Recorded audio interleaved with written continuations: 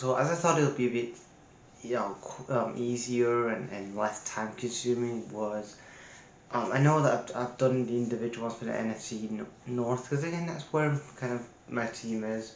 It's my team, the Lions and stuff, and I won't really want to talk about. But for the rest of the draft grades, because I want to get these out pretty quickly as I can, but not rush them too much.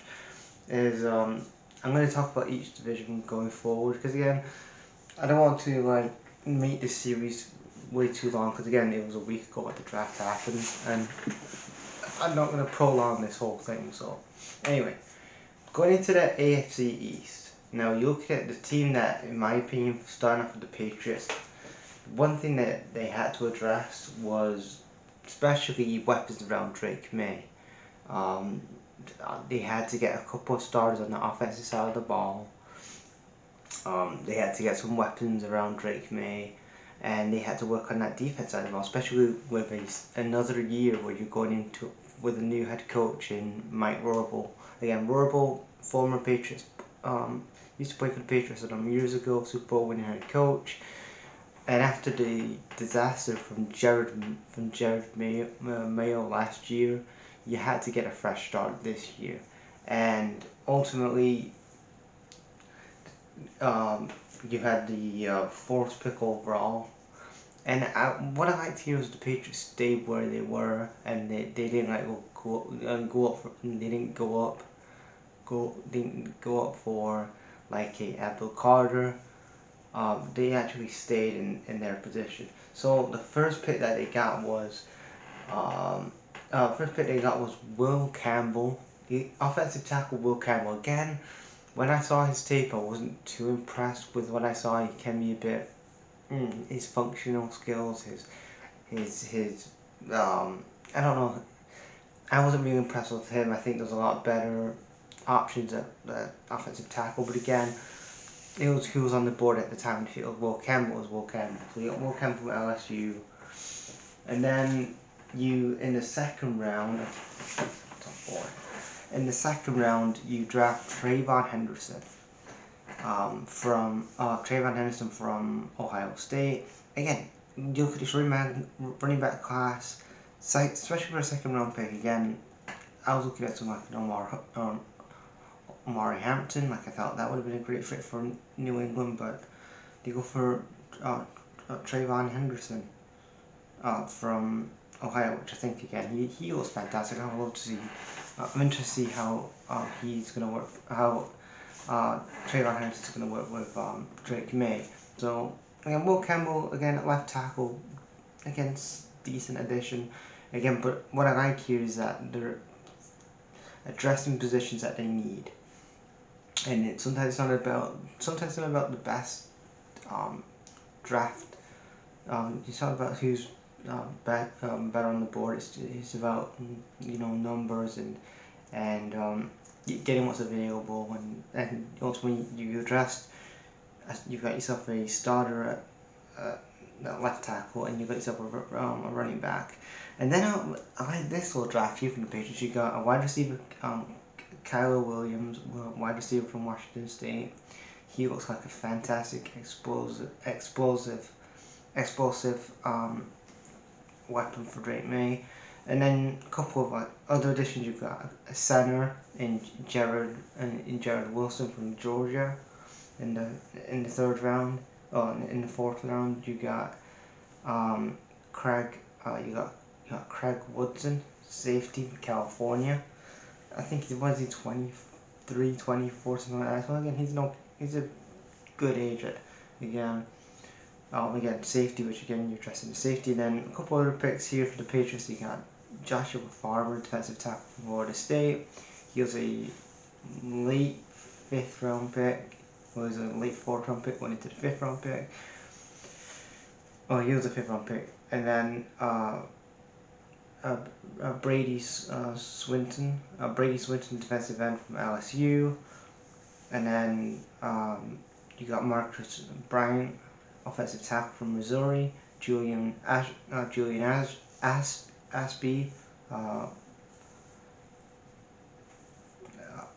And then you got Kobe Minor, cornerback from Memphis. So again, you address some good. I think again for the Patriots, especially in the last couple of years with New England, and how what I'm liking under, especially this draft, and then this draft this year, I think it's probably been the best Patriots draft they've had in a number of years. I have no doubt about it, especially with GM Elliot Wolf, and with Elliot Wolf forming this team now. They actually have a GM now who's who's organising this team, and who's actually, you know, it's not going to be Belichick, who was again for years fucking up this Patriots draft class. For years he would always fuck up his own draft. He was playing head coach and GM and always consistently screwing up. Screwed up Matt Jones, screwed up, he drafted Bailey Zapp for some weird reason. And with Elliot Wolf, like, he's organising his team fantastically. But again, I still have my concerns about, is Robo the right guy to really develop Drake May? That's kind of, and then we'll talk about that when we get to the preview, so I'm not going to go into that too much today. Sticking again with the AFC East, going to the New York Jets. Now again, going in before the draft, we knew that they weren't going to get a quarterback in this draft, or I didn't think they was going to get a quarterback, because obviously the whole thing was just to give Justin Fields 2 years. Yay! It's like you've got Aaron Glenn, but again, you're still doing Jets football, baby. Oh my god, inject that into that vein, man. So obviously I knew, but I was thinking like maybe they would go fucking Jalen Milroe, and then Milroe can be like a backup for a year. I don't know, but that was what I was thinking in the back of my mind. But again, staying with Fields for a year, don't look at that fucking luck now. Whatever. But what I liked here is they're addressing the areas that they needed to address. You're looking at the Jets here, and they've got Armando Amembo, offensive tackle from Missouri. Again, they need somebody who's going to be a starter on the offensive line to protect Justin Fields. So good addition there. They also got Mason Taylor, tight end. Again, another weapon for Justin Fields. You need some more weapons, especially when you've released Devontae Adams. He's not there anymore. So you especially need some more weapons on that offensive side of the ball with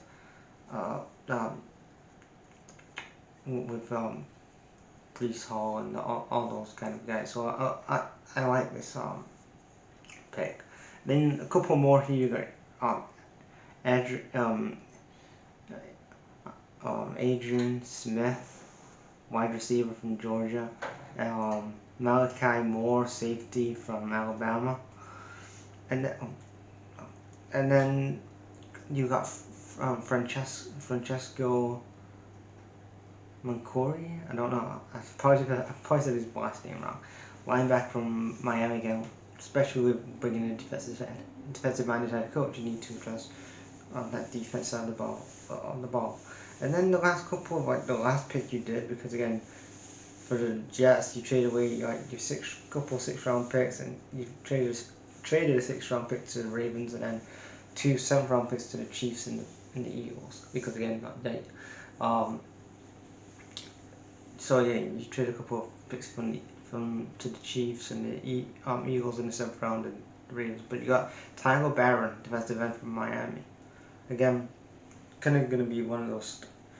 Could be a starter for that defense down in New York. But again, looking at this draft, my grade for the Patriots draft was I'm going to give it like a 9 out of 10. I think it's fantastic for the Patriots. For the Jets here, again, they addressed the positions that they needed to. Again, they needed an offensive tackle, they needed a tight end. They needed a quarterback. Obviously, they got Fields, so they're not going to really address that. But really, the only thing that they didn't really address is a running back, which I think desperately that they needed going into this draft, or they had to get a cornerback because we got DJ Reed. So we signed DJ Reed months ago, so they need somebody at the cornerback position.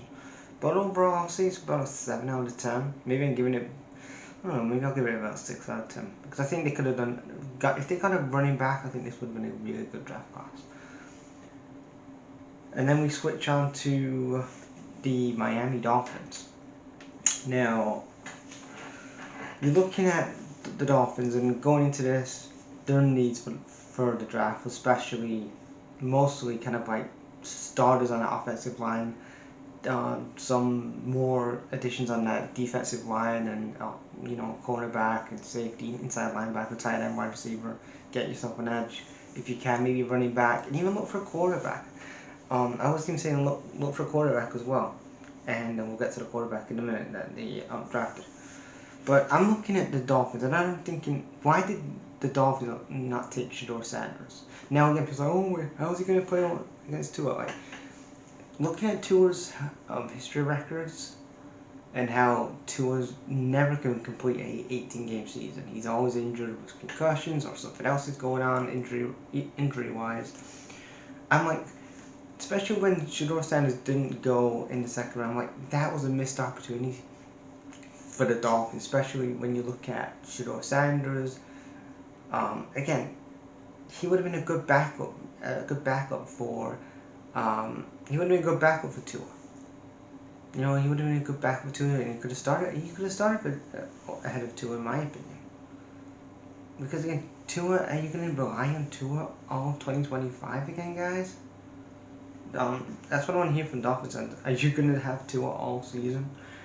Because I think, again, you got yourself Quinn Ewer from Texas here late on in the 7th round, but I'm like, you should have maybe, again, second round, you go for offensive tackle Jonah Savanio, from Arizona. When I'm like, Shedeur Sanders, he was still on the board. He didn't go to the 4th round of the draft. I'm like, you know what I mean? That was like, you could have Shedeur Sanders, and then he could have been your starting quarterback. But they did what they did, and they drafted an offensive tackle. They're still hoping Tua's going to be the guy. I know Tua fans are going to get mad at me going, how dare you mock Tua? Come on, guys. He's been there 5 years. He's shown glimpses under Josh McDaniel of what he can do, but come on. I think his ceiling is a good starting quarterback, but he's not on the level of a Joe Burrow or he's nowhere near a Patrick Mahomes or a fucking Lamar Jackson or a Josh Allen, or even a fucking Justin Herbert or Geno Smith. He's not. I don't know. He's probably on the same level as Geno Smith, but Geno can stay healthy for longer. But sorry about that rant, guys. It's just I had to get that out. But yeah, they drafted Kenneth Graham, defensive tackle from Michigan. Chris Greer. I've had my thing with Chris Greer in the past. Why is he still forming this? Saying why is Chris Greer still assembling this Dolphins team in 2025? It mind boggles me. But again, they traded away. They got cap space because they traded a draft pick to the Raiders in the 2nd round. The 3rd round pick they traded to the Eagles, and another pick to the Raiders, a pick to Houston, another pick to the Raiders, and then they traded a 6th round pick to Bears football, baby. And then they got a 7th round pick drafted to the Texans as well. Jordan Phillips, defensive tackle. I've seen him on tape. He was pretty impressive. Especially they had to look at somebody on that defensive line, on that defense side of the ball, and getting Kenneth Grant's a great addition, and getting Jordan Phillips great on that defense side of the ball. Then Mason Marshall Jr., cornerback from Florida. Again, you need some more depth on that defense side of the ball. Then Dante Trader Jr., safety from Maryland. And then Ollie Gordon, the second wide receiver, running back from Oklahoma. Again, another good weapon for Tua. And then Quinn, like I just said, Quinn Ewer. I have scouted him on the channel, so I'm not going to go too deep into what I think about him. But again, he's a good addition. And then the last pick they had is Zeke Bigger, defensive tackle from Georgia. I don't know if he's going to play. He may get a cameo, I don't know, but we'll have to see. And then we go to the last team of the AFC East. We have the Buffalo Bills. Now again, I've done a video talking about Sean McDermott and him choking in the playoffs, and I said that they should have moved on from him after 2024, but they're going to keep with him for some reason. But again, if he doesn't get this Bills team to the Super Bowl this season, fire him. Fucking fire him. Should have fired him last season.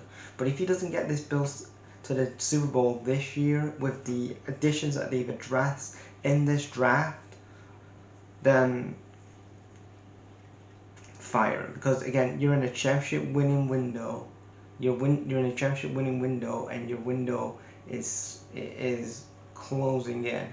Josh, you got Josh Allen's gonna be 30 next year. Stephon Diggs is gone now. You've had a lot of, big, you've had Stephon Diggs and Gabe Davis and all these other fantastic weapons around Josh Allen, and you still haven't appeared at a Super Bowl yet. You haven't got past the championship. You've only been to 2 championship games since 2020. Again, it's always the defense side. It's always that defense side of the ball which fucks over Sean McDermott. But here he gets T.J. Sanders. Oh, it was Maxwell. First it was Maxwell Harrison, cornerback from Kentucky. Then in the second round it was T.J. Sanders, defensive tackle from South Carolina. Again, 2 good additions, and then focused on that defense side of the ball, which I was talking about.